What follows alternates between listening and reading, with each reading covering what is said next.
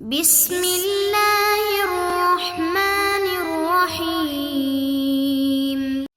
بسم اللہ الرحمن الرحیم۔ السلام علیکم ورحمۃ اللہ وبرکاتہ۔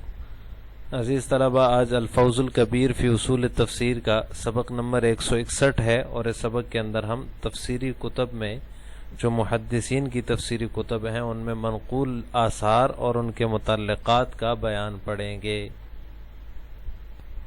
الفصل الاول فی بیان الآثار المرویۃ فی تفاسیر اصحاب الحدیث وما يتعلق بها۔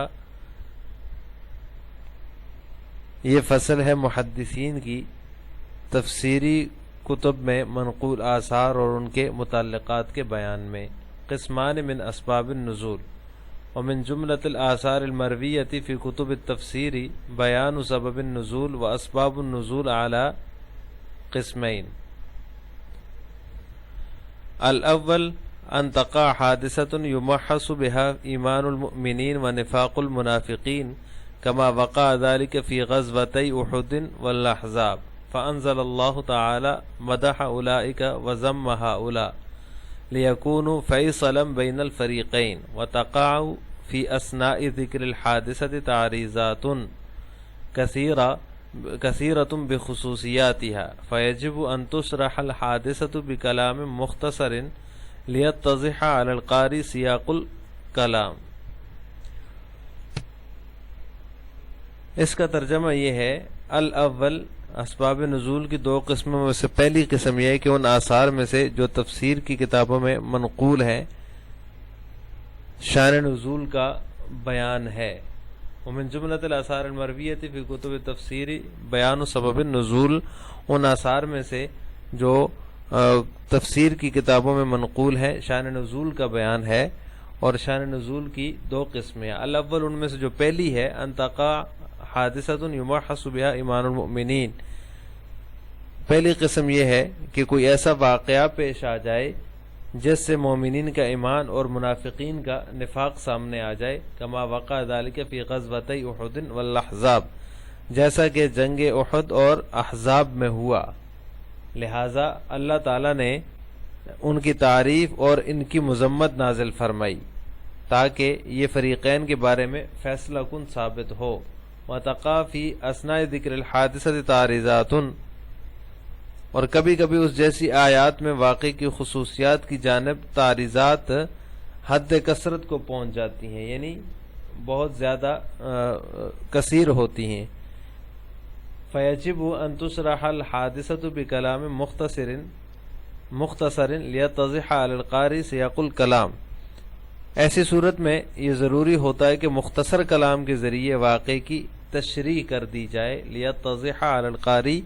تاکہ کلام الہی کا مقصد قارئین کے سامنے واضح ہو جائے۔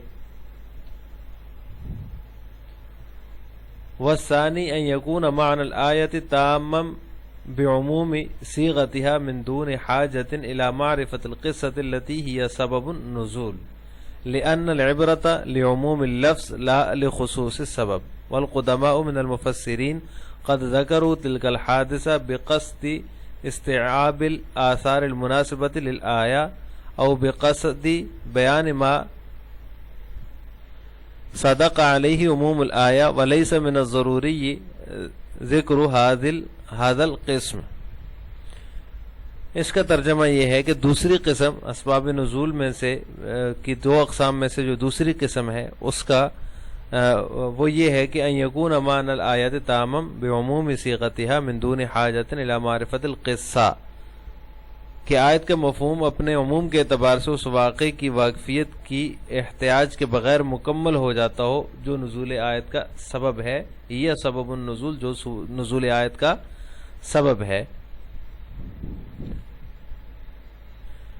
لأن العبرة لعموم اللفظ لا لخصوص السبب، کیونکہ اعتبار الفاظ کے عموم کا ہوتا ہے نہ کہ سبب خاص کا۔ والقدماء من المفسرین، اور مفسرین جو قدماء ہیں یا متقدمین مفسرین ہیں، انہوں نے اس واقعے کو یا تو آیت کے مناسب اقوال کا احاطہ کرنے کے ارادے سے ذکر کیا ہے، او بقصد بیان ما صدق علیہ عموم الآیہ، یا پھر اس واقعے کی وضاحت پیش کرنے کے ارادے سے جس پر لفظ کا عموم صادق آیا ہے، ولیس من الضروری، اور اس قسم کا تذکرہ ضروری نہیں ہے۔ الفصل الاول فی بیان الآثار المرویہ، یہاں سے مصنف رحمہ اللہ تعالی محدثین کی جو تفسیری کتب ہیں ان میں جو منقول آثار ہیں، جو انہوں نے آثار کا ذکر کیے ہیں، نقل کیے ہیں، ان آثار کو اور ان کے متعلقات کا ذکر کر رہے ہیں۔ آج کے سبق میں ہم اس کی تفصیل پڑھیں گے، لیکن اس سے پہلے مصنف رحمہ اللہ تعالی نے سبب نزول کی دو قسمیں ذکر کی ہیں۔ پہلی قسم وہ ہے کہ کوئی ایسا واقعہ پیش آ جائے جس سے مومنین کا ایمان اور منافقین کا نفاق سامنے آ جائے، جیسا کہ جنگ احد اور جنگ احزاب میں ہوا، تو اللہ تعالیٰ نے ان کی تعریف کی ہے، یعنی مومنین کی تعریف نازل فرمائی اور منافقین کی مذمت نازل فرمائی۔ تو پہلی قسم شان نزول کی یہ ہے۔ دوسری قسم وہ ہے کہ آیت کا مفہوم اپنے عموم کے اعتبار سے اس واقعے سے واقفیت کی احتیاج کے بغیر مکمل ہو جاتا ہو جو نزول آیت کا سبب ہے، یعنی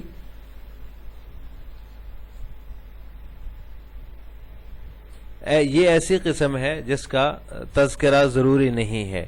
ایسی آیت جس کا حکم عام ہو اور اس کے مضامین کا سمجھنا شان نزول کے واقعات پر موقوف نہ ہو، اس کے شان نزول کا علم اور ذکر ضروری نہیں ہے۔ رہا یہ مسئلہ کہ قدیم مفسرین نے ایسے واقعات کو اپنی کتابوں میں ذکر کیا ہے، تو انہوں نے کیوں ذکر کیا ہے، اپنی کتابوں میں انہوں نے ان واقعات کو جگہ کیوں دی ہے جب اس قسم کے واقعات کا تذکرہ ضروری نہیں ہے؟ تو اس کا جواب یہ ہے کہ دو مقصد کے پیش نظر قدیم مفسرین نے یا متقدمین مفسرین جو ہیں، قدماء مفسرین جو ہیں، انہوں نے ایسا کیا ہے۔ دو مقاصد تھے ان کے پیش نظر۔ نمبر ایک، مصداق آیت کی مثال پیش کرنا، اور نمبر دو، آیت کے مناسب سبھی اقوال کو جمع کرنا۔ ایک مقصد تو یہ تھا، ضروری نہیں تھا، لیکن یہ بات پیش نظر تھی کہ آیت کا جو مصداق ہے اس کی مثال کیا ہے وہ واضح ہو جائے، اس وجہ سے انہوں نے اس واقعے کا تذکرہ کر دیا۔ اور دوسرا جو مقصد ان کے پیش نظر تھا وہ یہ تھا کہ آیت کے مناسب جتنے بھی اقوال ہیں، چاہے وہ ضروری ہیں یا غیر ضروری ہیں، ان سب کو جمع کر دیا جائے۔ تو ان دو مقاصد کے پیش نظر جو ہے وہ انہوں نے ایسا کیا ہے، اور ان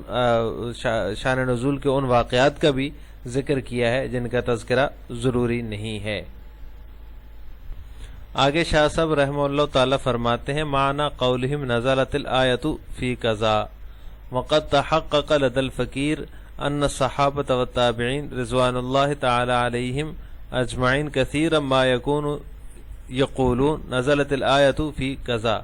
ويكون غرضهم تصوير ما صدقت عليه الآية أو ذكر بعض الحوادث التي تشتملها الآية بعمومها سواء تقدمت القصة على نزول الآية أو تأخرت عنه إسرائيلية كانت القصة أو جاهلية أو إسلامية تنطبق على جميع قيود الآية أو بعضها والله أعلم۔ اس کا ترجمہ یہ ہے کہ فقیر کے نزدیک یہ بات ثابت ہو چکی ہے، تحقق لدى الفقیر، فقیر کے نزدیک یہ بات ثابت ہو چکی ہے کہ صحابہ کرام اور تابعین جو ہیں ان بکثرت نزلت الآیت فی قضا کہہ دیا کرتے تھے۔ وَيَكُونُ غَرْضُهُمْ تَصْوِيرَ مَا صَدَقَتْ عَلَيْهِ الْآیَةُ، جبکہ ان کا مقصد اس چیز کی صورت پیش کرنا ہوتا تھا جس پر آیت صادق آ سکتی ہو، یا ایسے واقعات کا ذکر کرنا مقصود ہوتا تھا جن کو آیت اپنے عموم کی وجہ سے شامل ہو، چاہے وہ واقعہ نزول آیت سے مقدم ہو یا مؤخر ہو، اسرائیلیتاً کانت القصۃ او جاہلیتاً او اسلامیتاً، اسرائیلی ہو یا جاہلی ہو یا اسلامی ہو وہ واقعہ، تنطبق علی جمیع قیود الآیت و بعضها واللہ اعلم، آیت کی تمام قیود کو حاوی ہو یا بعض کو، واللہ اعلم۔ فعلم من هذا التحقیق ان للاجتهاد في هذا القسم مدخلا وللقصص المتعددة هناك مجالا، فمن استحضر هذه النقطة يستطيع أن يعالج اختلاف ان يعالج اختلاف اسباب النزول بادنى تأمل۔ شاہ صاحب رحمہ اللہ تعالی فرماتے ہیں اس تحقیق سے یہ معلوم ہوا کہ شان نزول کی اس قسم یعنی جو دوسری قسم ہے اس میں اجتہاد کا دخل ہے، اور یہاں متعدد قصوں کی گنجائش ہوتی ہے، یعنی مفسرین نے جو قدیم مفسرین نے ذکر کیے ہیں تو یہ اجتہاد کی اس کو اجتہاد کا اس میں دخل ہے اور اس میں متعدد قسم کی گنجائش موجود ہوتی ہے۔ فمن استحضر هذه النقطہ، اور جس شخص کو یہ نقطہ مستحضر رہے گا، یستطیع یعالج اختلاف اسباب النزول بادنی تأمل، وہ معمولی سی توجہ سے شان نزول کا اختلاف حل کر سکے گا، اس کے علاج کی استطاعت حاصل کر لے گا، اس کو استطاعت ہوگی معمولی سے استحضار، معمولی سی توجہ کے ساتھ۔ تو آج کے سبق کا خلاصہ یہ ہوا کہ ہم نے سبب نزول کی دو قسموں کی تفصیل اور وضاحت پڑھی ہے۔ السلام علیکم ورحمۃ اللہ وبرکاتہ۔